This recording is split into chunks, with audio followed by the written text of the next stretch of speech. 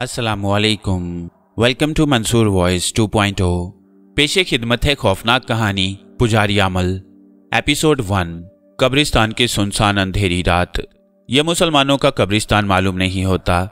कब्रों पर जो कतबे लगे हैं वो तो कोने और चकोर हैं, मेहराब नुमा नहीं है। किसी कतबे पर अल्लाह रसूल पाक सल्लल्लाहु अलैहि वसल्लम का मुबारक नाम नहीं लिखा हुआ, बल्कि हर कतबे पर इंसानी खोपड़ी का निशान बना हुआ है। इस निशान के नीचे मरने वाले का नाम और तारीख वफ़ात लिखी हुई है। ये किसी और ही कौम, किसी और ही फिरके के लोगों का कब्रिस्तान लगता है। ये बड़ा पुराना कब्रिस्तान है। कब्रों की हालत बेहद शिकस्ता हो रही है। कई कब्रों के कतबे गिरे हुए हैं। जो गिरने से बच गए हैं वो टेढ़े होकर एक तरफ को झुक गए हैं। कब्रिस्तान एक 4 दीवारी में घिरा हुआ है। ये 4 दीवारी खस्तगी का शिकार है और जगह जगह से टूट फूट गई है। कब्रों को जाने वाला रास्ता एक ड्योढ़ी में से होकर गुजरता है, जिसमें दिन के वक्त भी अंधेरा छाया रहता है। ड्योढ़ी की पेशानी पर भी खोपड़ी का निशान बना हुआ है। एक जंगली बेल ने ड्योढ़ी की आधी दीवार को ढांप रखा है। कब्रों के ऊपर अजीब शक्ल वाले ड्रौने दरख्तों की बेबरगो बार सूखी टहनियां अपने पंजे फैलाए झुकी हुई हैं। आधी रात का वक्त है। शायद ये महीने की सबसे तारीक रात है। अंधेरे में कब्रों पर झुके हुए तकोने और चकोर कतबे सायों की तरह लग रहे हैं, जो कब्रों के ऊपर झुककर साकित हो गए हैं। हर तरफ मौत की खामोशी और सन्नाटा छाया है। एक पुरस्रार सी धुंध चारों तरफ फैली हुई थी, जिसने कब्रिस्तान की मातमी फिजा को और ज्यादा सोगवार बना दिया। इस खामोशी और सन्नाटे में थोड़ी थोड़ी देर बाद दबी दबी घुटी घुटी एक इंसानी आवाज सुनाई दे जाती थी। कभी ये आवाज एक लंबी कराह में तब्दील हो जाती, एक लम्हे के लिए ये आवाज खामोश हो जाती। इसके बाद ठक ठक की आवाज आने लगती, जैसे कोई लकड़ी के किसी तख्ते को उखाड़ने की कोशिश कर रहा हो। कब्रिस्तान की पुरस्कार खामोशी में ये रोंगटे खड़े कर देने वाली आवाज एक कब्र के अंदर से आ रही थी। ये ताज़ा बनी हुई कब्र थी। लगता था किसी मैयत को वहां दफन किए 6-7 घंटे ही गुजरे हैं। छिड़काव की वजह से कब्र की मिट्टी अभी तक गीली थी और उस पर चंद एक ताज़ा फूलों के हार पड़े थे। आवाज इसी कब्र के अंदर से आ रही थी। क्या इस कब्र में किसी को जिंदा दफन कर दिया गया था, या मरने के बाद मुर्दा कब्र में जिंदा हो गया? इस सवाल के जवाब के लिए हम आपको थोड़ा पीछे लिए चलते हैं। ये कब्र एक ऐसे इंसान की थी जिसका नाम जमशेद था और जिसका ताल्लुक आतिश परस्तों के एक कदीम फिरके से था। इस फिरके के लोग मरने वालों को आतिश परस्तों के आम रिवाज के बरखिलाफ जमीन में दफन करते। आतिश परस्तों के इस फिरके के सिर्फ चंद एक लोग ही बाकी रह गए थे। इन आतिश परस्तों में काले जादू का आम रिवाज था। ये लोग सैकड़ों बरस पहले वस्ती एशिया के एक मुल्क से नकल मकानी करके भारत में आकर आबाद हो गए। उनमें से चंद एक खानदान पाकिस्तान बनने से पहले पंजाब और सिंध में आकर आबाद हो गए। ये बड़े मेहनती, दयानतदार और कारोबारी लोग थे, मगर इनमें कुछ घराने ऐसे थे जिन्होंने जादू टूने और बदरूहों को हाजिर करने और उनसे सिफली काम लेने का धंधा शुरू कर दिया। जमशेद का ताल्लुक ऐसे ही एक आतिश परस्तों के कबीले के खानदान से था, जो पाकिस्तान के एक दूर दराज गांव में आबाद थे। जमशेद खानदान के दूसरे लोग छोटा मोटा कारोबार करते, मगर जमशेद ने रातों रात अमीर बनने और बगैर हाथ पांव हिलाए दुनिया भर की दौलत जमा करने के लिए सिफली और काले जादू की किताबों को पढ़ना शुरू कर दिया। उनके घर में काले जादू की एक पुरानी किताब थी। जमशेद ने इस किताब को कई बार पढ़ा और इसे लेकर दूर दराज गांव से लाहौर शहर में आ गया। ये सन 1965 के बाद का वाकया है। लाहौर में आकर जमशेद ने शहर की एक कॉलोनी में मकान किराए पर ले लिया और मकान के बाहर जमशेद आमिल का छोटा सा बोर्ड लगाकर जादू टूने का धंधा शुरू कर दिया। ज़ईफ़ुल एतकाद लोग तो दुनिया के हर मुआशरे में पाए जाते हैं। चुनाचे ऐसे लोग जमशेद के पास भी अपने अपने मसले मसाइल लेकर आने लगे। इनमें ज़ईफ़ुल एतकाद औरतें ज़्यादा होती थीं। जमशेद उन्हें जादू टूना बताता, तावीज़ लिख कर देता और उनसे भारी फीस वसूल करता। जिसका काम इत्तफाक से हो जाता वो जमशेद का और ज़्यादा अकीदतमंद बन जाता।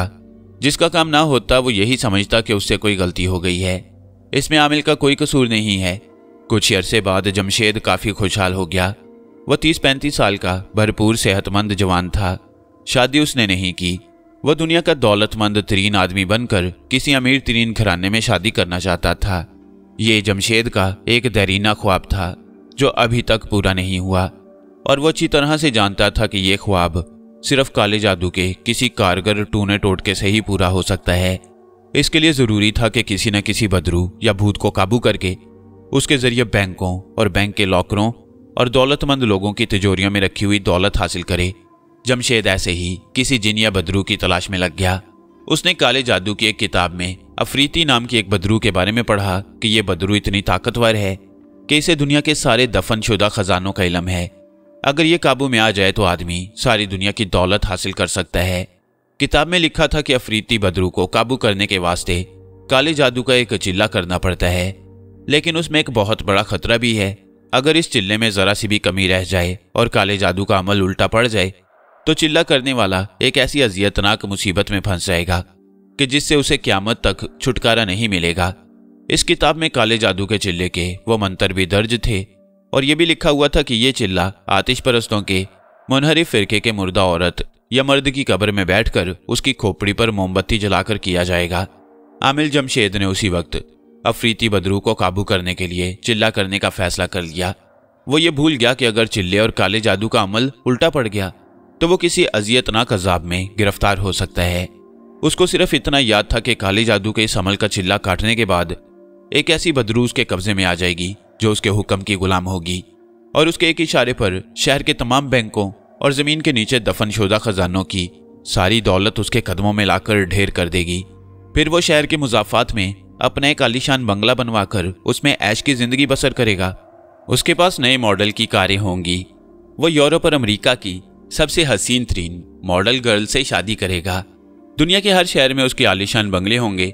यूरोप के अखबारों और रसालों में हसीन तरीन एक्ट्रेसों और मॉडल गर्ल्स के साथ उसकी तस्वीरें छपेंगी और कोई ताजुब नहीं कि दुनिया के अमीर तरीन इंसान की हैसियत से उसका नाम गिनी बुक में भी आ जाए। ये आमिल जमशेद का ख्वाब था जिसे वो हर हालत में पूरा करने का इरादा कर चुका था और अपने अंजाम से बेखबर था। जिस फिरके से जमशेद का ताल्लुक था, आतिश परस्तों के उस मुनहरिफ फिरके का यह अकीदा था कि जो कुछ है इस दुनिया में ही है, आगे कुछ नहीं है। जितनी खुशियां और गम हैं सिर्फ इस फानी दुनिया तक ही महदूद हैं। मरने के बाद एक पर्दा गिर जाता है और आगे अंधेरा ही अंधेरा है। अगरचे ये हकीकी आतिश परस्त फिरके के अकीदे के खिलाफ था, क्योंकि हकीकी आतिश परस्त दोज़ख और जहन्नुम को मानते थे और उनका अकीदा था कि मरने के बाद आदमी के अमाल का हिसाब किताब होता है और उसकी रूह को उसके अमाल के मुताबिक बहिश्त या दोज़ख में जगह मिलती है। लेकिन काले जादू के आमिल जमशेद के फिरके के लोग हकीकी फिरके से अलग हो गए और उनके अकायद को नहीं मानते थे। हकीकी मरने वालों के नज़दीक ये कुफर था। आमिल जमशेद कुफर की दलदल में डूब चुका था और दौलत की हवस ने उसे इतना अंधा कर दिया कि वो ये भूल गया था कि वो कुफर के जिस रास्ते पर चल पड़ा है उसका अंजाम इबरतनाक हलाकत के सिवा और कुछ नहीं होगा। जमशेद लाहौर की मुजाफाती कॉलोनी के मकान में अकेला रहता था। उसने किसी को अपना दोस्त या हमराज नहीं बनाया। मोहल्ले वालों से भी उसकी मामूली सी सलाम दुआ थी। मोहल्ले वाले भी जमशेद आमल को ज्यादा पसंद नहीं करते थे। वो जानते थे कि यह आदमी काफरों वाले जादू टूने करता है। चूंकि आमिल जमशेद के जादू टूने से कभी किसी को कोई नुकसान नहीं पहुंचा था, इसलिए मोहल्ले वाले दरगुजर से काम ले रहे थे। जमशेद ने घर के कामकाज के वास्ते एक गैर मुस्लिम उधेड़ उम्र औरत रानी को मुलाजिम रख लिया, जो उसका खाना वगैरह भी पकाती। जमशेद रानी से भी ज्यादा बात नहीं करता था, बस अपने काले जादू की दुनिया में गुम रहता। जब हसूल दौलत के लिए अफरीती नाम की ताकतवर बदरू को अपने कब्जे में करने का मंत्र जमशेद के हाथ लग गया तो उसने उसका चिल्ला करने का प्रोग्राम बना लिया। शहर के बाहर उसके फिरके के लोगों का एक पुराना कब्रिस्तान मौजूद था। जब उस फिरके के कुछ खानदान लाहौर की एक बस्ती में रहा करते थे तो वो अपने मुर्दे इसी कब्रिस्तान में दफन किया करते। उनके चले जाने के बाद ये कब्रिस्तान वीरान हो गया और खस्तगी और शिकस्त और रीख्त का शिकार होने के बाद और ज्यादा डरावना हो गया। आमिल जमशेद को कुछ मालूम नहीं था कि इस कब्रिस्तान की कौन सी कब्र में कौन दफन है, कौन सी कब्र औरत की है, कौन सी कब्र मर्द की। उसे ये जानने की जरूरत भी नहीं थी। काले जादू की किताब में लिखा था कि ये चिल्ला किसी भी मर्द, औरत या मुर्दा आदमी की कब्र में घुसकर उसकी खोपड़ी पर मोमबत्ती जलाकर किया जा सकता है। जमशेद के लिए आसानी पैदा हो गई, वरना उसे ये मालूम करने में बड़ी मुश्किल पेश आती कि कौन सी कब्र औरत की है और कौन सी कब्र आदमी की। जमशेद एक रोज अपने फिरके की कब्रों का जायजा लेने के लिए उस पुराने वीरान कब्रिस्तान में चला गया। वो कोई ऐसी कब्र तलाश करना चाहता था जिसके अंदर मुर्दे की खोपड़ी भी मौजूद हो और जहां बैठकर वो बदरू अफरीती का चिल्ला कर सके। ये चिल्ला आधी रात को शुरू होता और इसे सूरज निकलने से पहले खत्म हो जाना था। उस वक्त सबसे ताकतवर और बदरूहों की महारानी बदरू अफरीती ने हाजिर होकर अपने आप को आमिल जमशेद के हवाले कर देना था। और उसकी गुलाम हो जाना था। जमशेद दोपहर के वक्त कब्रिस्तान में आया। दिन के वक्त भी इस कब्रिस्तान में हू का आलम था। ऐसी आसेब ज़दा खामोशी तारी थी कि लगता था अभी किसी कब्र से कोई मुर्दा निकलकर उसे दबोच लेगा। ये कब्रिस्तान जमशेद के होश संभालने से बहुत पहले ही वीरान हो गया था, क्योंकि लाहौर शहर में इसके फिरके का आखिरी खानदान 50 साल पहले नकल मकानी करके सिंध के दूर दराज इलाके में चला गया। जमशेद उसी दूर दराज सहराई इलाके के एक गांव में पैदा हुआ। लाहौर में वो होश संभालने के 6-7 साल बाद अपने खानदान के एक बुजुर्ग के साथ अपने सहराई गांव से इस कब्रिस्तान में आया। इसके बाद उसे आ जाने का मौका मिला था। कोई कब्र अपनी असली हालत में नहीं थी, किसी कब्र का कतबा सही सलामत नहीं था। कब्रें मिट्टी की ढेरियों में बदल चुकी थीं, जिनमें गड्ढे पड़े हुए थे। कुछ कब्रें ढह चुकी थीं और उनमें मुर्दों की हड्डियां दिखाई दे रही थीं। जमशेद को किसी ऐसी कब्र की तलाश थी जिसकी छत सलामत हो, क्योंकि काले जादू की किताब में लिखा था कि जिस कब्र में बैठकर यह चिल्ला किया जाए उसकी छत जरूर हो। आखिर जमशेद को एक ऐसी कब्र मिल गई। उस कब्र के पहलू में एक काफी बड़ा शगाफ था। जमशेद ने सर शगाफ के अंदर डालकर देखा। कब्र के अंदर मुर्दे का पिंजर अभी तक उसी हालत में पड़ा था और उसकी खोपड़ी भी मौजूद थी। शायद कोई सर्जन डॉक्टर ही यह मालूम कर सकता था कि यह पिंजर किसी औरत का है या किसी मर्द का। जमशेद को इसका कोई अंदाजा नहीं था। वो औरत और मर्द की लाश के पिंजर से उसके औरत या मर्द होने का पता नहीं चला सकता था, लेकिन चिल्ले की यह शर्त भी नहीं थी। कब्र अगरचा खस्ता हालत में थी, लेकिन उसकी कुर्सी ऊंची थी और सरहाने की जानिब खोपड़ी के पास बैठने की थोड़ी सी जगह मौजूद थी। जमशेद ने इस कब्र की निशानी याद कर ली। याद रखने के लिए वहां दरख्त की एक सूखी टहनी भी तोड़कर लगा दी, क्योंकि उसे रात की तारीकी में वहां आना था। कब्र देखने के बाद आमिल जमशेद अपने मकान पर वापस आ गया। मकान पर उसकी खादमा उधेड़ उमर रानी शाम के वास्ते खाना तैयार करने में लगी थी। जमशेद ने कपड़े बदले और काले जादू की पुरानी किताब लेकर दालान में तख्त पोश पर बैठकर वो मंत्र याद करने लगा, जो उसने अफरीती चुड़ैल का चिल्ला काटते वक्त कब्र के अंदर पढ़ने थे। काले जादू की किताब 20-25 सफ़ों की छोटी सी पुरानी किताब थी और उसके वर्क बड़े खस्ता हो रहे थे। वो आतिश परस्तों के मुनहरिफ फिरके की कदीम तरीन जुबान और उसी रस्मुल खत में लिखी गई थी। जमशेद ये जुबान बोल और पढ़ सकता था। ये उनके मुनहरिफ कबीले की खानदानी जुबान थी और वो अपने घरों में यही जुबान बोलते थे। नौकरानी रानी छोटे से बावर्ची खाने में खाना तैयार कर रही थी। मौसम सितंबर के महीने की आखिरी तारीखों का था और दिन ठंडे होना शुरू हो गए। इतने में नौकरानी रानी दुपट्टे के पल्लू से हाथ साफ करती हुई तख्त पोश के करीब आकर फर्श पर बैठ गई। जमशेद ने किताब बंद कर दी, रानी की तरफ देखा और पूछा, क्या बात है रानी? रानी कहने लगी, बाबूजी, आपके जाने के बाद एक बुजुर्ग आदमी आया था। जमशेद बोला, उसे कह देना था कि मैं घर पर नहीं हूँ। रानी बोली, मैंने कह दिया था कि बाबूजी घर पर नहीं हैं। जमशेद ने ताज्जुब से पूछा, फिर अब तुम क्या कहना चाहती हो? रानी कहने लगी, मैं ये कहना चाहती हूँ बाबूजी कि उस बुजुर्ग आदमी ने आगे से कहा था कि मैं जानता हूँ कि जमशेद घर पर नहीं है और मैं ये भी जानता हूँ कि वो कहाँ गया हुआ है। वो आए तो उसे मेरी तरफ से खबरदार कर देना कि वो जादू टूने और काले जादू के चिल्ले करने से बाज आ जाए। ये काफिरों का काम है और पाकिस्तान इस्लाम का घर है। बस इतना कहकर वो बुजुर्ग बंदा चला गया। आमिल जमशेद पर रानी नौकरानी की बातों का कोई असर ना हुआ। इस किस्म के बुजुर्ग कभी कभार उसे नसीहतें करने और काला जादू करने से मना करने के वास्ते उसके पास आ जाया करते। जमशेद ने नौकरानी रानी की जुबानी उस बुजुर्ग बंदे की बातें एक कान से सुनकर दूसरे कान से निकाल दी और रानी से कहा, अब जाओ और जाकर अपना काम करो। रानी जानती थी कि जमशेद उसकी इज्जत करता है और उसकी बातें सुन लिया करता है। रानी ने हमदर्दाना लहजे में कहा, बेटा, तुम ये जादू टूने का काम छोड़ क्यों नहीं देते? जब से उस बुजुर्ग बंदे की बातें सुनी हैं, मेरा दिल डरने लगा है। जमशेद ने कहा, यह मेरा कारोबार है रानी, मैं यही काम करके अपनी रोटी कमाता हूँ और फिर मेरे जादू टूने से आज तक कभी किसी को नुकसान नहीं पहुंचा। नौकरानी रानी बोली, बेटा, मैं तुम्हें अपने बच्चों की तरह समझती हूँ। मैं नहीं चाहती कि तुम्हें कोई दुख पहुंचे। मैं तुम्हें यही कहूंगी कि जादू टूने का काम छोड़ ही दो। खुदा का दिया तुम्हारे पास सब कुछ है, कोई दूसरा कारोबार शुरू कर दो। जमशेद को नौकरानी रानी की बातें बुरी लगी, मगर वो उसका अदब करता था। कहने लगा, रानी, मैं सिवाय इस काम के दूसरा कोई कारोबार नहीं कर सकता। तुम बेफिक्र रहो, मुझे कुछ नहीं होगा, जाओ। उधेड़ उमर रानी उठकर बावर्ची खाने में चली गई। आमिल जमशेद फिर से काले जादू के मंत्र याद करने लग गया। ये 3 मंत्र थे जिन्हें याद करना था। उसे बड़ी जल्दी तीनों मंत्र याद हो गए। रानी जमशेद को रात का खाना खिलाने के बाद अपने घर चली गई। जमशेद काले जादू की किताब लेकर बैठ गया। मंत्र अगरचे 3 ही थे, मगर उनकी जुबान मुश्किल और उलझी हुई थी। जमशेद हर मंत्र को बार बार दोहराने लगा। आज रात उसे कब्रिस्तान में चिल्ला करने जाना था। इसके लिए कुछ इतनी तैयारी की जरूरत नहीं थी। उसे सिर्फ अपने साथ एक माचिस और एक मोमबत्ती और थोड़ा सा लोबान ले जाने की जरूरत थी। रात के 10 बजे उसने नहाने के बाद दूसरे कपड़े पहन लिए और टेलीविजन खोलकर बैठ गया। टेलीविजन पर कोई ड्रामा आ रहा था। जमशेद को 2 घंटे गुजारने थे। ड्रामा खत्म हुआ तो दूसरा प्रोग्राम शुरू हो गया। जब कमरे में लगी हुई घड़ी ने रात के ठीक 12 बजाए तो जमशेद उठ खड़ा हुआ। मोमबत्ती, माचिस और लोबान का लिफाफा जेब में डाला। कमरे की बत्ती जलती रहने दी। मकान से बाहर निकलकर दरवाजे को ताला लगाया और आधी रात की खामोशी और अंधेरे में कब्रिस्तान की तरफ रवाना हो गया। उसका मकान कॉलोनी में ऐसी जगह पर था कि जहां उसके इर्द गिर्द नजदीक कोई दूसरा मकान नहीं था। कुछ दूर कॉलोनी का बड़ा बाजार था जिसकी सारी दुकानें बंद थी। जमशेद कॉलोनी से निकलते ही खेतों में हो गया। वो अपने दिल में काले जादू के 3 मंत्र बार बार दोहरा रहा था जो अब उसे पूरी तरह से याद हो गए थे। वो आतिश परस्तों के मुनहरिफ फिरके के वीरान कब्रिस्तान के पास पहुंच गया। कब्रिस्तान का टूटा हुआ दरवाजा रात के अंधेरे में डूबा हुआ था। कब्रिस्तान की ड्योढ़ी में भी खौफनाक तारीकी छाई थी।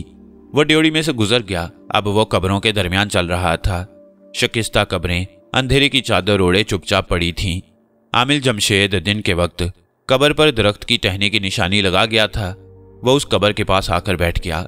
उसने मोमबत्ती जलाकर उसकी रोशनी में झुककर शगाफ में से कब्र के अंदर देखा। मुर्दे का पिंजर सही सालम हालत में उसी तरह पड़ा था। उसकी खोपड़ी भी गर्दन की हड्डी के ऊपर टिकी हुई थी। जमशेद कब्र में दाखिल हो गया। उसने लाश की खोपड़ी को गौर से देखा। ये आम इंसानी खोपड़ियों से जरा बड़ी खोपड़ी थी। जिस शख्स की लाश का यह पिंजर था वो ऊंचे कद काट का आदमी मालूम होता था। जमशेद ने खोपड़ी के ऊपर पिघली हुई मोम के कतरे गिराकर मोमबत्ती लगा दी। खोपड़ी के करीब ही लोबान सुलगा दिया और खोपड़ी की तरफ मुंह करके काले जादू के मंत्र पढ़ने शुरू कर दिए। उसका चिल्ला शुरू हो चुका था। कब्रिस्तान का माहौल हौलनाक सन्नाटे में डूबा हुआ था। आमिल जमशेद भी दिल में काले जादू के मंत्र दोहरा रहा था। उसके होंठ बंद थे। उसने 2000 मर्तबा ये मंत्र पढ़ने थे। इस तरह यह चिल्ला रात के आखिरी पहर तक जारी रहना था। उसने अपनी निगाहें मोमबत्ती की लौ पर मरकूज कर रखी थीं। मोमबत्ती की लौ बिल्कुल साकित थी। जब वो 100 मर्तबा काले जादू के मंत्र दोहरा चुका तो उसे मोमबत्ती की लौ में अजीबोगरीब शक्लें नजर आने लगीं। कभी किसी औरत का चेहरा सामने आ जाता, कभी एक शेर एक तरफ से दौड़ता हुआ आता और दूसरी तरफ निकल जाता, कभी एक डरावना इंसानुमा चेहरा नमूदार होकर जमशेद को डराने की कोशिश करता। मगर जमशेद एक तजुर्बाकार आमिल था। वो बिल्कुल न डरा और अपनी जगह पर जमकर बैठा रहा और काले जादू के मंत्र पढ़ता रहा। फिर ऐसा हुआ कि मोमबत्ती के शोले में नजर आने वाली सारी शक्लें गायब हो गईं और खोपड़ी ने थोड़ी सी हरकत की। जमशेद मंत्रों का जाप करते हुए खोपड़ी को देख रहा था। खोपड़ी पर एक थरथराहट सी तारी हो गई। खोपड़ी पर जमी हुई मोमबत्ती की लो भी थरथराने लगी। उसे सरगोशियों की आवाजें सुनाई दी। कुछ पता नहीं चल रहा था कि ये सरगोशियां इंसानों की हैं या काले जादू की बदरूहों की। जमशेद पूरी तवज्जो से मंत्र पढ़ता रहा। अचानक एक हल्के से धमाके के साथ खोपड़ी उछलकर नीचे गिरी। फिर एक करबनाक चीख की आवाज बुलंद हुई। जमशेद आमिल भी डरकर पीछे हट गया। खोपड़ी के उछलने से मोमबत्ती नीचे गिरकर बुझ गई। जमशेद यही समझा कि जिस बदरू अफरीती का वो चिल्ला कर रहा है वो मंत्र पूरे होने से पहले ही हाजिर हो गई है। उसने जेब से माचिस निकाल कर जलाई और नीचे गिरी हुई मोमबत्ती को फिर से रोशन किया और देखा कि खोपड़ी अपनी जगह पर ही थी, मगर उसका माथे से ऊपर का हिस्सा टूटकर अलग हो चुका था और खोपड़ी की एक आंख में से स्याह धुएं की एक पतली लहर सांप की तरफ बल खाती हुई बाहर निकल रही थी। उसके देखते देखते खोपड़ी की आंख के सुराख में से धुआं निकलना बंद हो गया और सुराख में से एक काला बिच्छू निकलकर आंख के सुराख से चिमटकर साकित हो गया। आमिल जमशेद ये सब कुछ बड़े गौर से देख रहा था। वो खौफजदा नहीं था, मगर हैरान जरूर था कि ये सब कुछ उसके चिल्ला पूरा करने से पहले कैसे हो गया। वो यही समझ रहा था कि बदरूहों की महारानी बदरू अफरीती उसी टूटी खोपड़ी में से नमूदार होगी। उसने दोबारा मंत्रों का जाप शुरू कर दिया। अभी उसने दोबारा मंत्र पढ़ने शुरू ही किए थे कि अचानक वही डरावनी चीख एक बार फिर बुलंद हुई और टूटी हुई खोपड़ी उछलकर इतने जोर से जमशेद के माथे से टकराई कि वो पीछे को गिर पड़ा। मोमबत्ती बुझ गई थी। जमशेद पर खौफ तारी हो गया। वो घबरा कर उठा और कब्र से निकलकर कब्रिस्तान की ड्योढ़ी की जाने बढ़ने लगा। ड्योढ़ी से निकलकर वो भागता हुआ अंधेरे में उजाड़ मैदान की सूखी झाड़ियों में उलझता एक खेत में आकर बैठ गया। उसका सांस फूल गया था। माथे पर पसीना आ गया था। जिस्म गर्म हो रहा था। उसका सांस तेज तेज चल रहा था। उसे कुछ मालूम नहीं था कि ये सब क्या और कैसे हो गया था। वो गिरता पड़ता अपने मकान पर आ गया। दरवाजा खोलकर ऊपर कमरे में जाकर बिस्तर पर गिर पड़ा और गिरते ही उस पर बेहोशी तारी हो गई। उसे होश उस वक्त आया जब उसके कान में मुलाजमा रानी की आवाज आई। ये आवाज उसे दूर से आती महसूस हो रही थी। नौकरानी रानी कह रही थी, बाबू बेटा ये दवाई पी लो। जमशेद ने आंखें खोल दी। उसकी आंखों में से सेंक निकल रहा था। उसने उठकर बैठना चाहा मगर वो अपने जिस्म को हरकत न दे सका। उसने देखा कि वो अपने बिस्तर पर इसी हालत में पड़ा है। रोशनदान में से दिन की रोशनी आ रही है।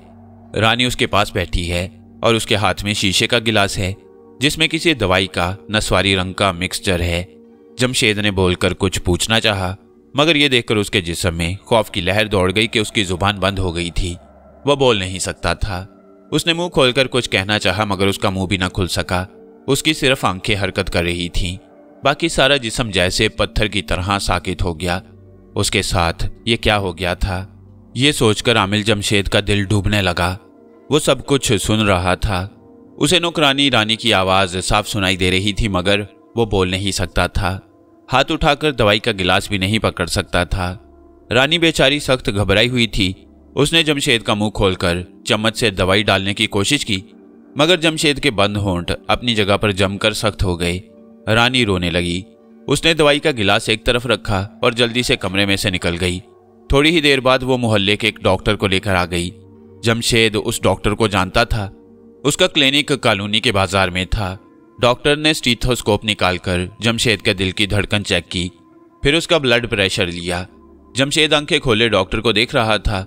डॉक्टर ने हल्की सी तसल्ली आमेज मुस्कुराहट के साथ कहा, जमशेद साहब घबराने की जरूरत नहीं है, आप बड़ी जल्दी ठीक हो जाएंगे।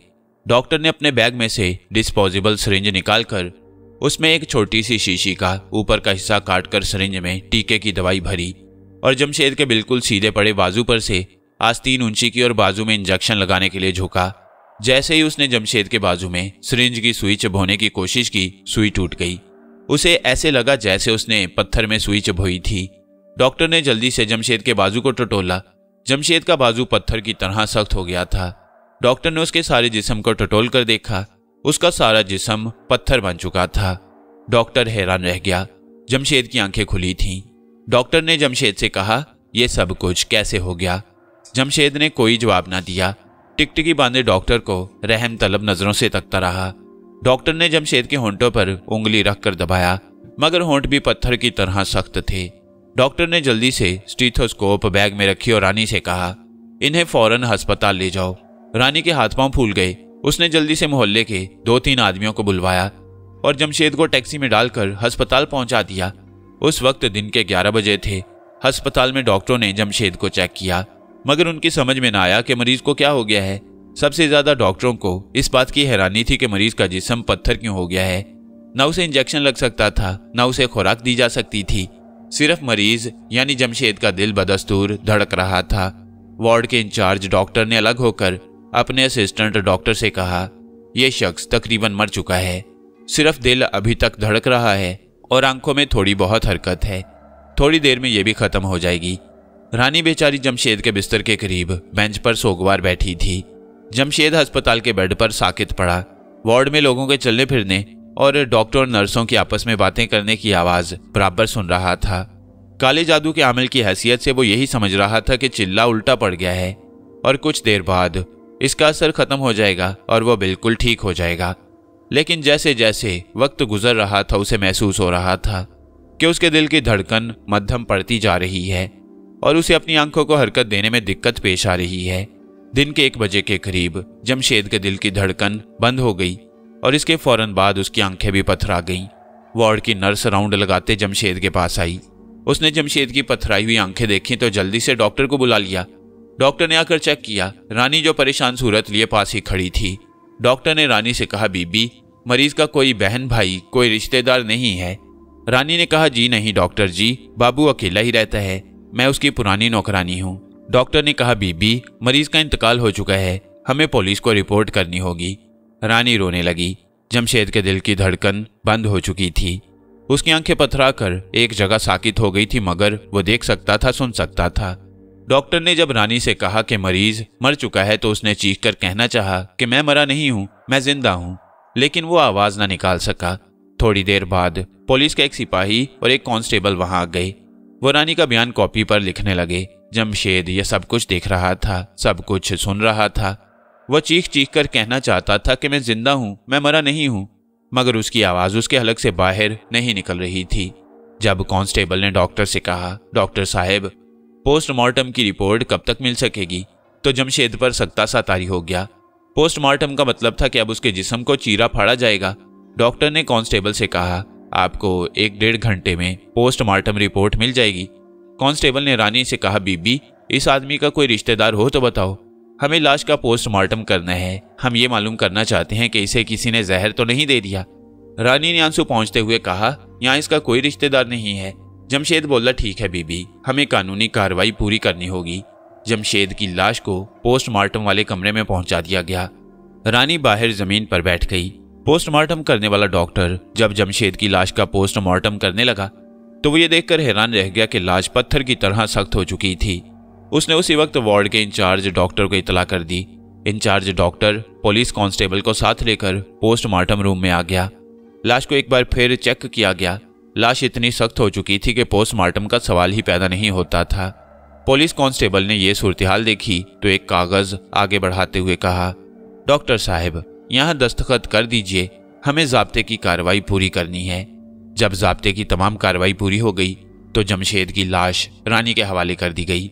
रानी रोती हुई लाश को किसी न किसी तरह घर वापस ले आई। जमशेद सब कुछ देख रहा था, सब कुछ सुन रहा था, मगर किसी को नहीं बता सकता था कि वो जिंदा है। उसे मुर्दा न समझो, वो जिंदा है। वो इस तस्वुर से कांप रहा था कि अब उसको जमीन में दफन कर दिया जाएगा। मोहल्ले के कुछ लोग जमा हो गए। रानी ने उन्हें बताया कि उसके साहिब का ताल्लुक आतिश परस्तों के एक खास फिरके से था और उसके फिरके का एक कब्रिस्तान शहर से बाहर अभी तक मौजूद है। चुनाचे लाश को गुस्ल दिया जाने लगा। जब जमशेद की लाश पर पानी डाला गया तो उसने एक बार फिर ऊंची आवाज में कहना चाहा, ये तुम क्या कर रहे हो, मैं अभी जिंदा हूं, मैं मरा नहीं हूं। लेकिन वो आवाज ही नहीं निकाल सका। उसकी वहां सुनता कौन। सब यही समझ रहे थे कि जमशेद आमिल का इंतकाल हो चुका है और अब उसे उसके फिरके के कब्रिस्तान में दफन कर दिया जाएगा। जमशेद की हालत अंदर से बहुत बुरी हो रही थी। इसमें कोई शक नहीं था कि वहां सब लोग उसे मुर्दा समझ रहे थे, जबकि वो जिंदा था और थोड़ी ही देर के बाद उसे जिंदा दफन किया जाने वाला था। वो उन सबको चीख चीख कर कहना चाहता था कि मुझे कब्र में मत उतारो, मैं जिंदा हूं, तुम मुझे दफन कर दोगे तो फिर मैं जरूर मर जाऊंगा, मगर उसकी आवाज ही बंद थी। उसकी फरियाद कौन सुनता। मोहल्ले के चंद एक खुदा तरस आदमी उसे कफना कर एक चारपाई पर रखकर उसके फिरके के कदीम और वेनान कब्रिस्तान में ले गए। कब्र पहले से खोदी जा चुकी थी। वहां कोई गोरकन तो था नहीं। लोगों ने खुद ही एक जगह दूसरी शकिस्ता कब्रों के दरमियान जमीन खोदकर एक गड्ढा बना दिया। जमशेद के जिंदा जिस्म को मुर्दा समझकर कब्र में उतार दिया गया। फिर मिट्टी डालकर उसकी एक ढेरी सी बना दी और जो चंद एक लोग जनाजे के साथ आए थे वो वापस चले गए। उधेड़ उमर नौकरानी रानी कब्र पर अकेली रह गई। उसने अपने मजहब के मुताबिक मरने वाले के हक में दुआ मांगी, कब्र पर 2-1 फूल रखे और आंसू पहुंच दी। वो भी वापस चली गई।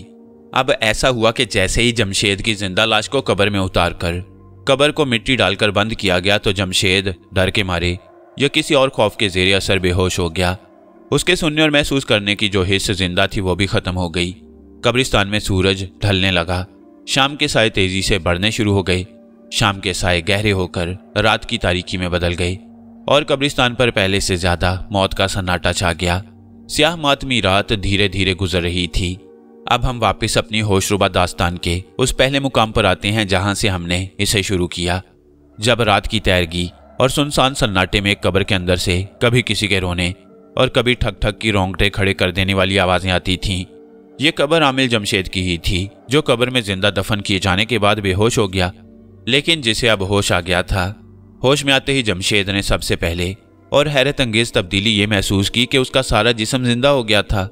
अब वो अपने जिस्म के हर उज़्व को हरकत दे सकता था। पहले वो सिर्फ सुन सकता था, बोल नहीं सकता था, अब बोल भी सकता था। उसके दिल ने फिर से धड़कना शुरू कर दिया और उसे अपने जिस्म में गर्म खून गर्दिश करता महसूस हो रहा था। वो अपने पूरे और मुकम्मल होशो हवास में था। उसे सब कुछ याद आ गया कि वो किस तरह अपने आतिश परस्त बाप दादाओं के वीरान कब्रिस्तान की एक कब्र में अफरीती बदरू को काबू में करने के लिए कब्र के मुर्दे की खोपड़ी पर मोमबत्ती जलाए काले जादू का चिल्ला कर रहा था। फिर किस तरह अचानक एक धमाके के साथ मुर्दे की खोपड़ी का ऊपर वाला हिस्सा उड़ गया और खोपड़ी बड़े जोर से उसके सर से टकराई और वो जिंदगी में पहली बार खौफजदा होकर वहां से भाग उठा। और फिर अपने घर में आकर उसे तेज बुखार हो गया और बिस्तर पर गिरने के बाद उस पर सख्ता तारी हो गया। उसका जिस्म पत्थर की तरह सख्त हो गया। उसके सुनने और सोचने की हिस्स कायम रही मगर बोलने की ताकत खत्म हो गई। फिर उसे अस्पताल ले जाया गया, जहां जाने के बाद उसके दिल की धड़कन भी बंद हो गई और आंखें भी पथरा गईं। और डॉक्टर ने उसकी घरेलू मुलाजमा रानी को बताया कि मरीज मर चुका है, हालांकि वो जिंदा था। सब कुछ सुन रहा था मगर बोल नहीं सकता था। डॉक्टर को बता नहीं सकता था कि मैं मरा नहीं, जिंदा हूं। फिर किस तरह उसकी जिंदा लाश को लोग नहलाने के बाद कफन में लपेटकर कब्रिस्तान में ले आए और उसे कब्र में दफन कर दिया गया। उसे यह भी याद था कि कब्र में दफन होने के बाद उसके सुनने और सोचने की सलाहियत भी खत्म हो गई थी और वो बेहोश हो गया था और अब उसे अचानक होश आ गया। अब तक वो इसी नतीजे पर पहुंचा था कि काले जादू का चिल्ला उलट जाने की वजह से मुर्दे की खोपड़ी उसके सर के साथ आकर पूरे जोर से टकराई थी। वो खोपड़ी जमशेद की आंखों के सामने थी। उसकी एक आंख के सुराख में से पहले धुएं की पतली लकीर निकली, फिर एक काला बिच्छू बाहर निकल आया और खोपड़ी की आंख के साथ इस तरह चिमट गया कि आंख का सुराख बंद हो गया। अब जबकि वो पूरी तरह होश में आ चुका था, उसे यकीन था कि उसकी जिंदगी के चंद एक लम्हे ही बाकी रह गए हैं। वो कब्र में दफन है और जब कब्र के अंदर थोड़ी मिकदार की ऑक्सीजन खत्म हो गई तो वो वाकई दम घुटने से मर जाएगा। वह कफन में लिपटा कब्र के अंदर सीधा लेटा था और उसने अपने आप को मरने के लिए जहनी तौर पर तैयार कर लिया। उसने कफन के अंदर ही अंदर अपने हाथ पैरों की उंगलियां हिलाकर देखी। वो उंगलियों को एक जिंदा इंसान की तरह हिला सकता था। उसे अपने दिल की धड़कन वाज़े तौर पर महसूस हो रही थी। उसका ख्याल था कि कब्र में जो थोड़ी बहुत ऑक्सीजन मौजूद है वो 10-15 मिनट में ख़त्म हो जाएगी और इसकी सबसे पहली निशानी ये होगी कि उसको सांस लेते हुए ज़्यादा जोर लगाना पड़ेगा और फेफड़ों पर ज़्यादा जोर डालना पड़ेगा। इसके बाद उसका दम घुटने लगेगा और फिर वो गश खा जाएगा और आहिस्ता आहिस्ता मौत की आगोश में चला जाएगा। उसके ऊपर सैकड़ों मन मिट्टी पड़ी थी। कब्र से उसके बाहर निकलने का सवाल ही पैदा नहीं होता था। फिर उसके पास कोई ऐसी चीज़ भी नहीं थी कि जिसकी मदद से वह कब्र की मिट्टी को खोद कर कब्र में सुराख बना सकता। उसके जिस्म से सिर्फ 2 फुट ऊपर कच्ची ईंटों की छत सी पड़ी थी। उसने 2-3 बार हाथों से उन ईंटों को खुरचने की कोशिश भी की मगर ईंटों की मिट्टी सख्त हो चुकी थी। इन तमाम कोशिशों में नाकाम हो जाने के बाद जमशेद ने मौत के आगे हथियार डाल दिए और अपने आप को मरने के लिए तैयार कर लिया।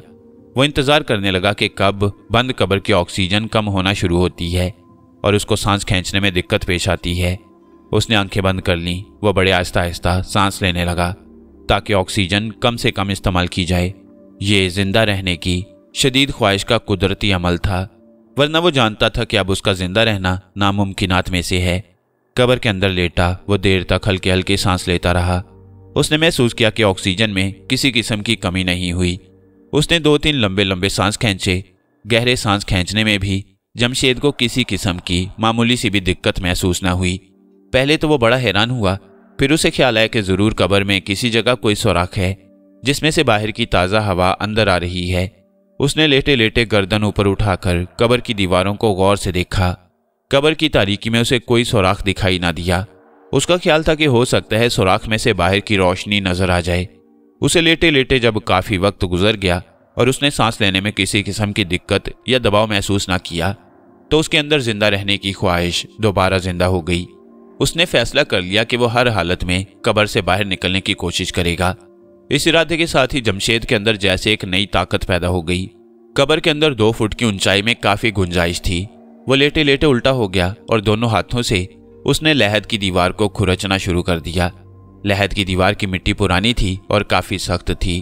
वो बैठकर कब्र की दीवार की मिट्टी नहीं खुरच सकता था, सिर्फ कोहनियों के बल लेटकर ही ऐसा कर सकता था। वो बहुत जल्द थक गया और उसकी 2 उंगलियों के नाखून भी टूट गए। उस पर घबराहट की हालत तारी होने लगी।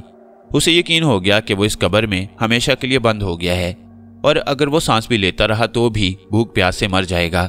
वो दीवानावार कब्र की दीवार को खुरचने लगता मगर उसकी जख्मी उंगलियों में दर्द की टीसें उठने लगीं। बदहवासी में वो दीवार पर मुक्के मारने लगा।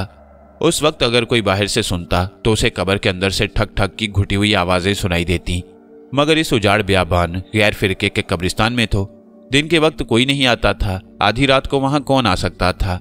जमशेद ने थक कर सर नीचे गिरा लिया। वह बच्चों की तरह बेख्तियार होकर रोने लगा, मगर कब्रिस्तान में उसकी आवाज सुनने वाला कोई नहीं था।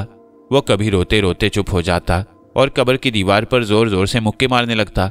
जब मुक्के मारते मारते थक जाता तो फिर रोने लग जाता। जब रोते रोते गला खुश्क हो जाता तो कनाहने लगता। उसकी हालत बड़ी इबरतनाक हो गई।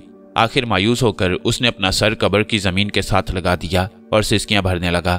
कब्र में गहरी खामोशी थी। ऐसी खामोशी उसने जिंदगी में कभी महसूस नहीं की थी। ये वाकई मौत की खामोशी थी। इस खामोशी में उसे सरसराहट की सी आवाज सुनाई दी। वो सिसकियां भरते भरते चुप हो गया और कान लगाकर उस आवाज को सुनने और समझने की कोशिश करने लगा। कब्र की तारीकी में उसे कुछ दिखाई नहीं दे रहा था, लेकिन उसे महसूस हो रहा था कि सरसराहट की यह आवाज कब्र की दाएं जाने वाली दीवार से आ रही है। उसे सांप का ख्याल आ गया। हो सकता है ये कोई सांप हो। सांप के ख्याल से उसके दिल पर जरा सा भी खौफ तारी ना हुआ। वो जिंदगी और मौत के दरमियान हालत नज़ा में पड़ा था। ऐसी जिंदगी से मौत 1000 दर्जे बेहतर थी। वो चाहता था कि सांप उसे डस ले, कम अज कम उसे इस अजाब से तो निजात मिल जाएगी। सरसराहट की आवाज ऐसी हो गई जैसे कब्र की दीवार पर से मिट्टी नीचे गिर रही हो। जमशेद ने लेटे लेटे हाथ उठाकर कब्र की दाएं जानिब की दीवार पर फेरा। उसका अंदाजा सही था। यहाँ कब्र की दीवार पर से एक जगह मिट्टी अपने आप आहिस्ता आहिस्ता नीचे गिर रही थी। उसकी समझ में न आया कि ऐसा क्यों हो रहा है।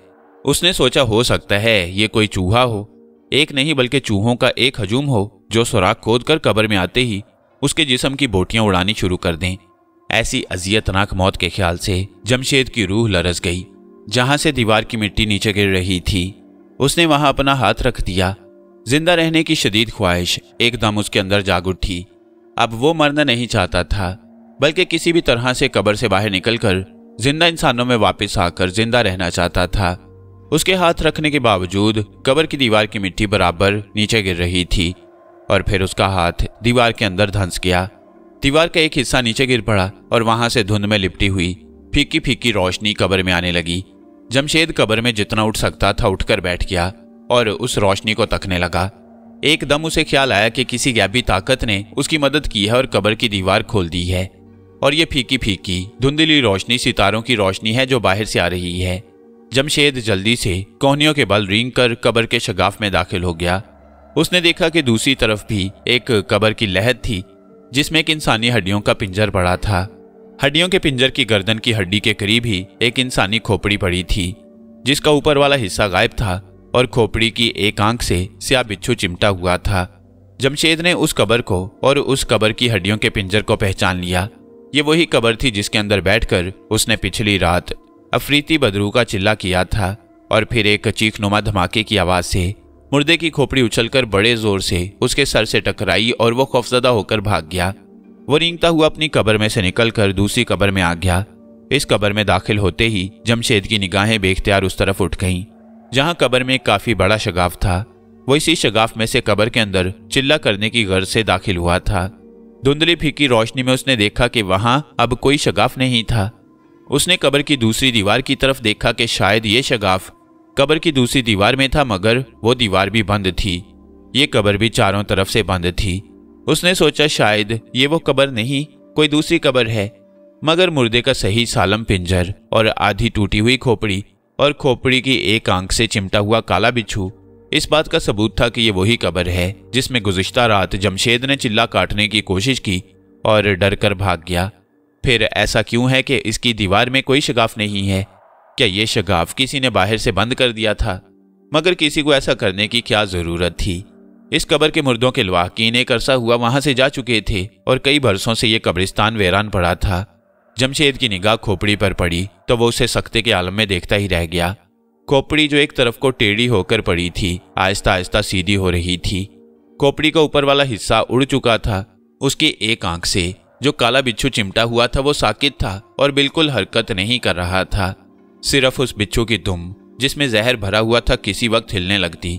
जमशेद सहमी हुई आंखों से खोपड़ी को देख रहा था। खोपड़ी आहिस्ता आहिस्ता सीधी हो गई और फिर जमीन से 2 फुट बुलंद होकर ऐन जमशेद की आंखों के सामने आ गई।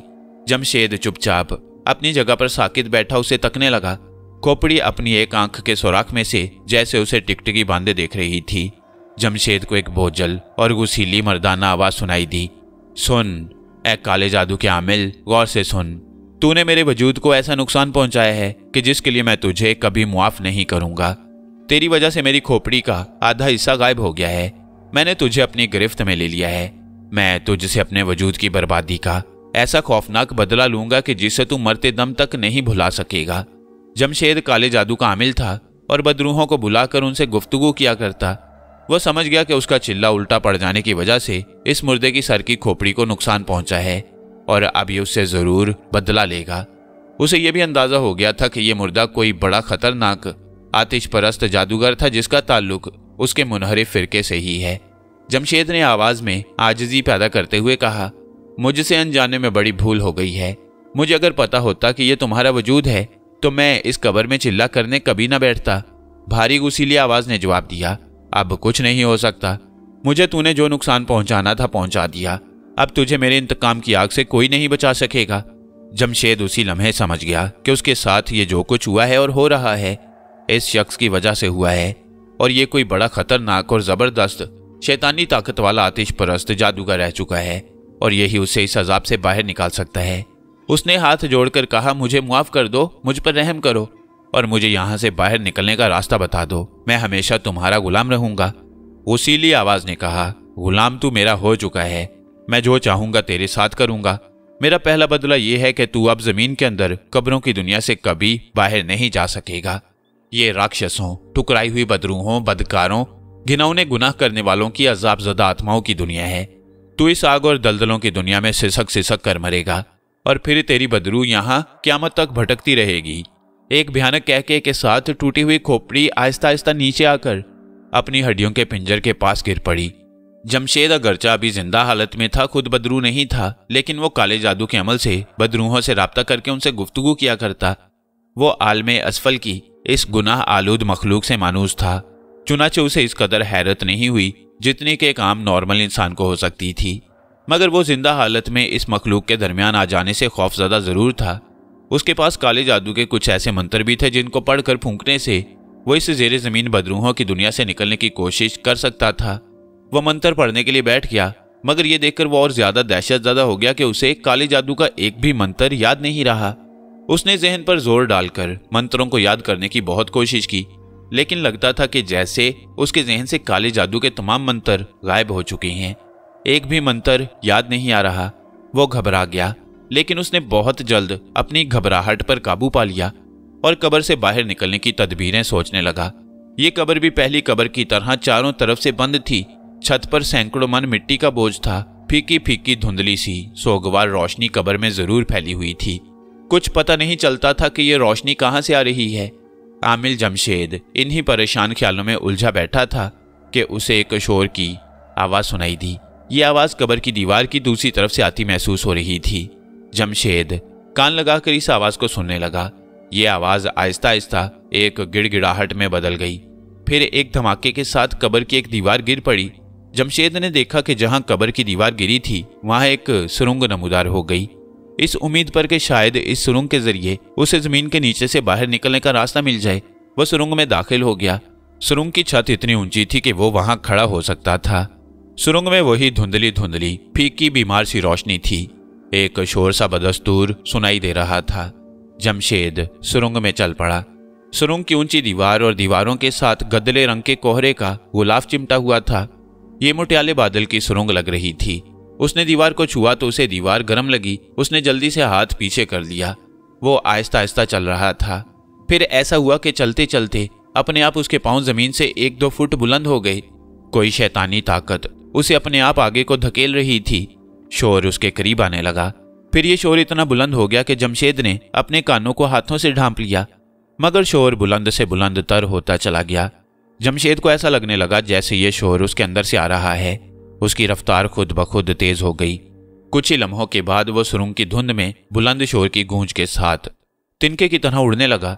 सुरंग की फिजा कभी गर्म हो जाती और कभी एकदम सर्द हो जाती।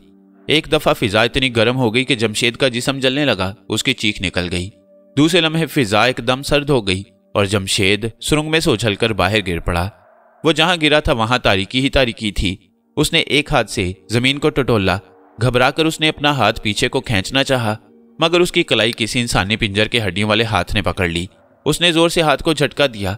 हड्डियों वाला हाथ नीचे गिर पड़ा। वो जल्दी से उठ खड़ा हुआ और अंधेरे में आंखें फाड़ फाड़ कर देखने लगा। उसे अंधेरे में जमीन पर इंसानी हड्डियों के पिंजर बिखरे पड़े नजर आए। उसने ऊपर निगाह डाली। ऊपर वही मुटियाली धुंध की छत थी। आहिस्ता आहिस्ता उसे अंधेरे में नजर आना शुरू हो गया। उसने देखा कि इंसानी हड्डियों के पिंजर इस तरह बिखरे पड़े थे कि कोई पिंजर आधा जमीन में धंसा हुआ था। किसी की सिर्फ खोपड़ी और गर्दन की हड्डी बाहर थी और किसी पिंजर की सिर्फ टांगे और हाथ जमीन से बाहर निकले हुए थे। सामने की सिमत धुएं का गुबार सा उठ रहा था। जमशेद उसकी तरफ बढ़ा के शायद इधर से बाहर निकलने का कोई रास्ता मिल जाए। धुआं नस्वारी रंग का था। वह धुएं के गुबार में दाखिल हो गया। सख्त नागवार बू में उसका सांस बंद होने लगा। वो दौड़ पड़ा और दौड़ते दौड़ते गुबार में से बाहर निकल गया। अब वो एक ऐसी जगह खड़ा था जहां अंधेरा कम हो गया था। उसके सामने सायों की वादी थी जिसके दरमियान एक छोटा सा रास्ता बना हुआ था। वो उस रास्ते पर चल पड़ा। उसने पीछे मुड़कर देखा। जैसे जैसे वो आगे बढ़ रहा था पीछे वादी का रास्ता अंधेरे में छुपता जा रहा था। आहिस्ता आहिस्ता वो छोटे टीलों के पास आ गया जिनकी चोटियां तारीकी में डूबी हुई थीं। वो जरा आगे गया तो उसे टीलों के दरमियान एक झील दिखाई दी। झील की सतह तारकोल की तरह स्याह थी। वह रुक गया और सोचने लगा कि अब किस तरफ को जाए। झील की स्याह सतह पर धुंध की पतली पतली लहरें हरकत कर रही थीं। अचानक उसे धुंध की लहरों में एक कश्ती अपनी तरफ आती दिखाई दी। वह गौर से उस कश्ती को देखने लगा। कश्ती जरा करीब आई तो जमशेद ने देखा कि कश्ती में कोई बैठा चप्पू चला रहा है। कश्ती बड़ी आहिस्ता आहिस्ता और रुक रुक कर किनारे की तरफ आ रही थी। जब कश्ती जरा और करीब आ गई तो जमशेद को कश्ती में बैठी हुई एक औरत नजर आई जो दोनों हाथों से बहुत जोर लगाकर चप्पू चला रही थी। कश्ती किनारे पर उस जगह आकर रुक गई जहां जमशेद खड़ा था। कश्ती में बैठी हुई औरत कुछ देर टिकटिकी बांधे जमशेद की तरफ देखती रही। औरत ने गहरे रंग की साड़ी पहन रखी थी और उसके बाल शानों पर बिखरे हुए थे। जमशेद हैरत में गुम था कि इस मुर्दों की वादी में ये जिंदा औरत कहां से नमूदार हो गई है। औरत बिल्कुल जिंदा हालत में थी और उसकी स्याह आंखों में जिंदगी की चमक मौजूद थी। जमशेद को फौरन ख्याल आ गया कि वो जमीन से बाहर आ चुका है और ये आतिश परस्तों के कब्रिस्तान से दूर कोई ऐसा इलाका है जो अभी तक उसकी निगाहों से ओझल था। एक जिंदा औरत को अपने सामने देखकर उसके दिल में जिंदा रहने की सारी तवानाइयां और जिंदगी के सारे जज्बे बेदार हो गए। उसने औरत से कहा, मुझे झील से पार उतार दो, मैं रास्ता भूलकर इधर आ गया हूं। कश्ती में बैठी हुई औरत टिकटिकी बांधे जमशेद को तकती रही। जब जमशेद ने बेताब होकर दूसरी बार औरत से झील के पार ले जाने के लिए कहा तो औरत बोली, कश्ती में बैठ जाओ। जमशेद फौरन कश्ती में बैठ गया। कश्ती में बैठते वक्त उसने महसूस किया कि कश्ती उसके बैठने से बिल्कुल नहीं डगमगाई। वह पुरस्कार औरत कश्ती के एक सिरे पर बैठी थी। जमशेद कश्ती के दरमियान बैठ गया। औरत मुसलसल उसे तक रही थी। जमशेद ने पूछा, ये शहर का कौन सा इलाका है? पहले तो मैंने यहाँ कोई झील नहीं देखी। पुरस्कार औरत ने कोई जवाब ना दिया और कश्ती को घुमाकर वापस ले जाने लगी। तब जमशेद ने देखा कि झील का पानी जो तारकोल की तरह स्याह था इतना भारी और गाढ़ा है कि औरत को चप्पू चलाते वक्त काफी जोर लगाना पड़ रहा है। वो बड़ा हैरान हुआ कि इस झील का पानी इतना गाढ़ा और भारी कैसे हो गया। उसने औरत से कहा, तुम यहाँ आकर बैठ जाओ, मैं कश्ती चलाता हूँ। औरत ने चप्पू चलाते चलाते हाथ रोक लिए और उसका नाम लेकर बोली, अपनी जगह पर चुपचाप बैठे रहो। और दोबारा चप्पुओं के साथ जोर आजमाई करने लगी। लगता था कि कश्ती तारीक दलदल के ऊपर चल रही है। कश्ती रुक रुक कर दूसरे किनारे की तरफ जा रही थी। उस वक्त जमशेद का शक यकीन में बदल गया कि वो अभी अजाबज़दा गुनाहगार मुर्दों की दुनिया में ही है। वह ठंडा सांस भरकर रह गया। कश्ती जूं की रफ्तार के साथ स्याह काली झील की दलदल में दूसरे किनारे की तरफ बढ़ रही थी।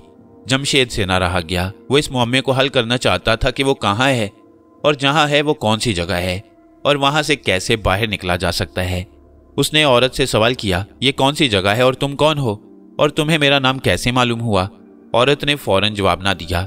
कुछ देर खामोशी से चप्पू जोर लगा लगा कर चलाती रही, फिर बोली, मुझे तुम्हारे बारे में सब कुछ मालूम है, अभी खामोश होकर बैठे रहो, इसी में तुम्हारी भलाई है। जमशेद खामोश हो गया। इसके बाद उसने कोई सवाल ना किया। काफी देर के बाद कश्ती झील के दूसरे किनारे पर आकर रुक गई। औरत ने धीमी आवाज में कहा, आवाज मत निकालना, मेरे पीछे पीछे चले आओ। औरत कश्ती से उतर गई। जमशेद भी उसके पीछे उतर गया। औरत एक तरफ को चल पड़ी। जमशेद उसके पीछे चलने लगा। फिजा में उसी तरह घुटन का एहसास था और मुटियाली धुंध फैली हुई थी। दूसरी जानिब अंधेरा था। उस अंधेरे में कहीं कहीं मकानों के दरवाजे से नजर आ रहे थे। अंधेरे की धुंध में डूबे मकानों के सिर्फ दरवाजे ही दिखाई दे रहे थे। किसी मकान का दरवाजा खुला था, किसी मकान का दरवाजा बंद।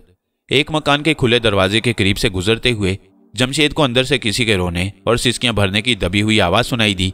खौफ की एक सर्द लहर उसके जिस्म में दौड़ गई। वह जल्दी से कदम बढ़ाकर पुरस्कार औरत के करीब हो गया। वो उससे उन पुरस्कार मकानों और एक मकान के दरवाजे के अंदर से आती सिसकियों और रोने की आवाज के बारे में पूछने ही वाला था कि उसे ख्याल आ गया कि पुरस्कार औरत ने उसे बोलने से मना किया हुआ है। पुरस्कार मकान पीछे रह गए। साड़ी वाली पुरस्कार औरत उसके आगे आगे चल रही थी। मुटियाली रोशनी की धुंध में उसका हैवला सा ही दिखाई दे रहा था। कुछ दूर चलने के बाद बाएं जानिब फिर एक मकान का दरवाजा आ गया। औरत वहां पहुंचकर रुक गई। जमशेद भी रुक गया और मकान को तकने लगा। मकान की ऊपर वाली मंजिल धुंध की लहरों में छुपी हुई थी। दरवाजे का एक पट खुला था। ड्योढ़ी में तारीकी ही तारीकी थी।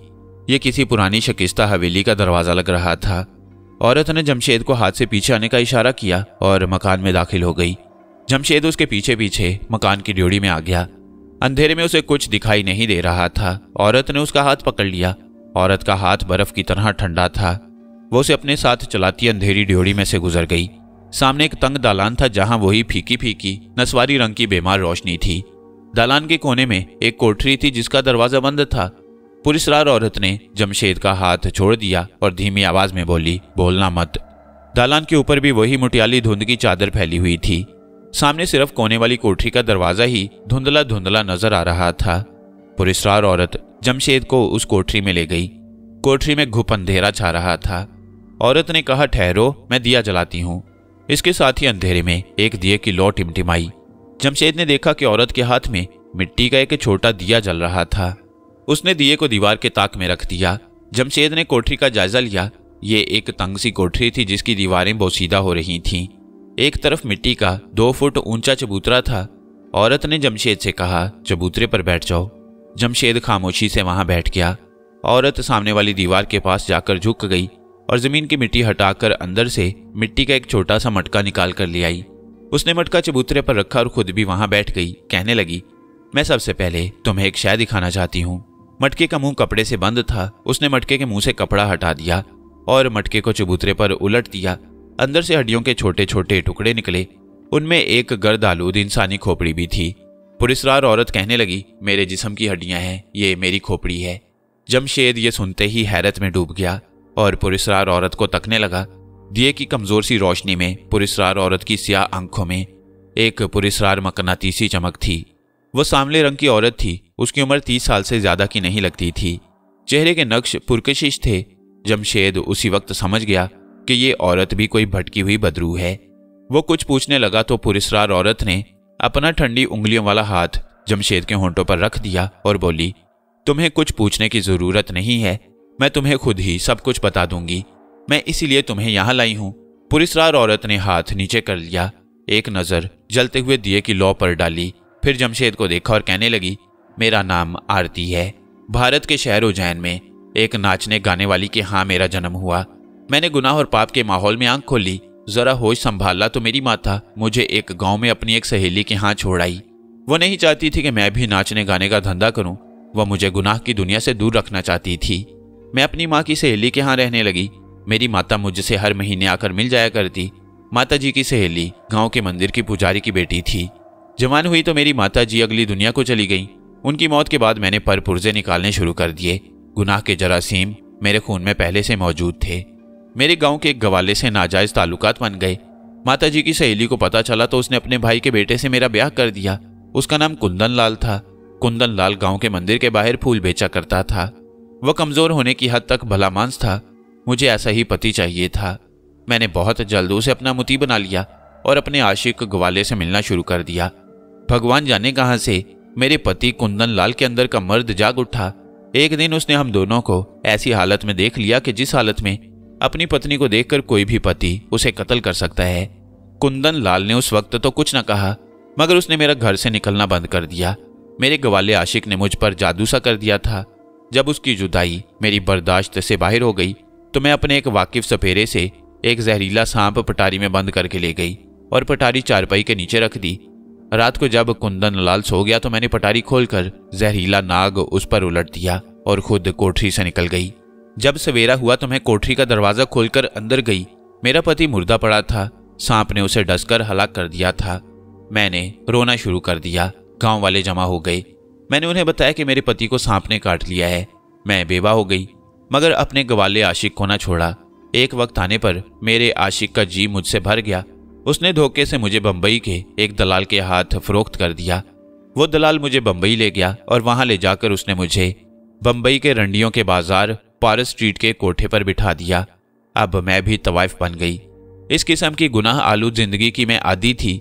मैं बदकारी और गुनाह की दलदल में धंसती चली गई। मेरा सारा वक्त बदमाशों, कातिलों और जुराइम पेशा लोगों में गुजरता। आखिर मेरा भी वही अंजाम हुआ जो इस किस्म के गुनाह आलूद माहौल में अक्सर हुआ करता है। मैं एक बदमाश के हाथों कत्ल हो गई। हम हिंदू मजहब के मानने वाले आवागौन पर यकीन रखते हैं। हमारा अकीदा है कि मरने के बाद हमारे कर्मों के मुताबिक दूसरा जन्म होता है। मेरे साथ भी यही हुआ। मेरा दूसरा जन्म मेरे बुरे कर्मों के मुताबिक लोमड़ी के रूप में हुआ। जब मैं मर गई तो मेरा तीसरा जन्म कुतिया के रूप में हुआ। इसी तरह कई एक जन्म लेने के बाद आखिर मैंने अपनी ही बदरूह की शक्ल में जन्म ले लिया। मुझे दोज़ख के अजाब से तो मुक्ति नहीं मिल सकी, लेकिन मुझे भगवान ने एक मौका जरूर दिया है कि अगर मैं बदरूह के रूप में भलाई के काम करूं और दूसरों की मदद करूं तो मेरा जन्म जन्म का चक्कर खत्म हो सकता है। यही वजह है कि जब मुझे पता चला कि एक इंसान जमीन की दुनिया में सख्त मुश्किल में है, जिसको एक खतरनाक और गुनाहगार आतिश परस्त जादूगर की बदरूह ने अपने काबू में कर रखा है, तो मैं फौरन तुम्हारी मदद को आ गई। पुरस्रार औरत यानी आरती अपनी दास्तान सुनाने के बाद खामोश हो गई। आमिल जमशेद बड़ी तवज्जो से आरती की कहानी सुनता रहा। उसका अपना ताल्लुक कदीम आतिश परस्तों से था और हिंदू भी आग की पूजा करते थे। वो आग को अग्नि देवी कहते हैं और अपने मरने वालों को उसी के यानी आग के ही सुपुर्द करके जला देते हैं। और जमशेद हिंदू मत के मानने वालों के आवागौन यानी बार बार जन्म लेने के अकीदे से भी बखूबी वाकिफ था। चुनाचे पुरस्रार औरत यानी आरती की कहानी सारी उसकी समझ में आ गई। अब उसे पक्का यकीन हो गया कि वो जमीन के नीचे बदरूहों और शैतानी मखलूक की दुनिया में आ गया है।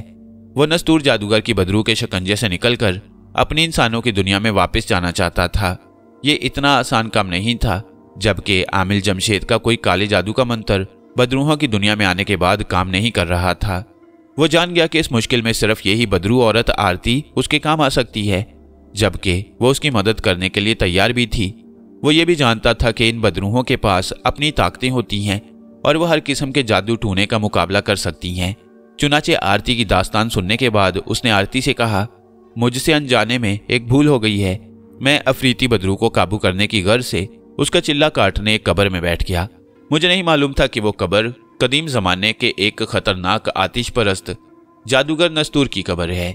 मेरी किसी गलती से चिल्ला उल्टा पड़ गया और नस्तूर जादूगर की खोपड़ी टूट गई और उसका आधा हिस्सा अलग हो गया। उसी लम्हे नस्तूर जादूगर की बदरूह गजबनाक होकर मेरे सामने आ गई और उसने अपने वजूद की तबाही का बदला लेने के लिए बदरूहों की इस जमीन दोस्त दुनिया से बाहर निकलने के तमाम रास्ते मेरे लिए बंद कर दिए। उसने ये भी कहा कि यह मेरा पहला बदला है, इसके बाद उसके इंतकाम का सिलसिला जारी रहेगा। आरती कहने लगी, तुम्हें यह सब कुछ बताने की जरूरत नहीं है, मुझे सब मालूम है कि तुम्हारे साथ क्या हुआ है। जमशेद ने इज्जो इनकसारी से कहा, तुम भी अग्नि देवी की पूजा करती हो, मैं भी आतिश परस्तों के कबीले में से हूं। मेरी मदद करो और किसी तरह मुझे यहां से बाहर निकाल दो। बदरू आरती ने कहा, मैं नस्तूर जादूगर का मुकाबला नहीं कर सकती, उसकी शैतानी ताकत मुझसे बहुत ज्यादा है। अगर उसे जरा सा भी शक हो गया या उसे जरा सी भी भनक पड़ गई कि मैं तुम्हारी मदद कर रही हूं तो वो मुझे जलाकर राख कर सकता है। जमशेद ने नाउमीद होकर कहा, तो क्या मैं अब कभी जिंदा इंसानों की दुनिया में वापस नहीं जा सकूंगा? आरती बोली, अगर ऐसी बात होती तो मैं खुद तुम्हारी मदद करने तुम्हारे पास ना आती। ये मेरा आखिरी जन्म है। अगर मैंने इस जन्म में भलाई के काम किए, दुखी लोगों की सेवा की तो मुझे मुक्ति मिल जाएगी। तुम्हें यहाँ से निकालने के लिए मुझसे जो हो सका मैं करूंगी, लेकिन तुम्हें बड़ी एहतियात से काम लेना होगा। मैं जैसे कहूँ वैसे करना होगा। इसमें अगर मेरी जान जा सकती है तो तुम्हारी जान को भी खतरा है। नस्तूर जादूगर फिर तुम्हें जिंदा नहीं छोड़ेगा। जमशेद कहने लगा, मैं हैरान हूं कि उसने मुझे जिंदा क्यों छोड़ दिया, मुझे कब्र के अंदर ही हलाक भी कर सकता था। आरती ने कहा, वो तुम्हें अजियत देकर आहिस्ता आहिस्ता मारना चाहता है, इस तरह उसके इंतकाम के जज्बे को तस्कीन मिलती रहेगी। बदरूहें इसी तरह अपने दुश्मनों से बदला लिया करती हैं। जमशेद बोला, तुम जो कहोगी मैं वही करूंगा। आरती ने कहा, मैं तुम्हें यहाँ नहीं रखना चाहती, ये जगह तुम्हारे लिए खतरनाक साबित हो सकती है। जमशेद ने पूछा, ये कौन सी जगह है और यहाँ जो मकान है इनमें कौन रहता है?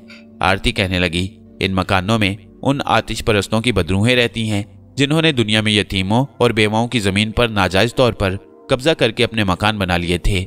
मरने के बाद उनकी गुनाहगार रूहों को ये सजा दी गई है कि वो इन वीरान मकानों में भटकती फिरती हैं और अपनी औलादों को पुकारती रहती हैं जो उनकी अब कोई मदद नहीं कर सकती। मैं तुम्हें यहाँ से दूर एक दूसरी जगह ले जाऊंगी, क्या नस्तूर जादूगर की बदरू वहां नहीं आ जाएगी? जमशेद ने सवाल किया।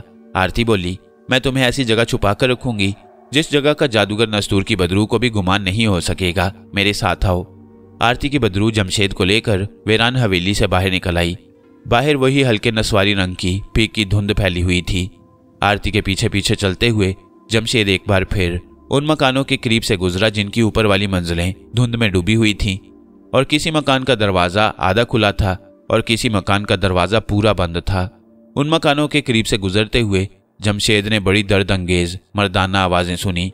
जिन मकानों के दरवाजे बंद थे उनके अंदर से किसी मर्द की आवाज़ रो रो कर अपनी औलादों के नाम ले लेकर उन्हें मदद के लिए पुकार रही थीं। जिन मकानों के दरवाजे आधे खुले थे उनके अंदर से रोने की आवाज़ें आ रही थीं।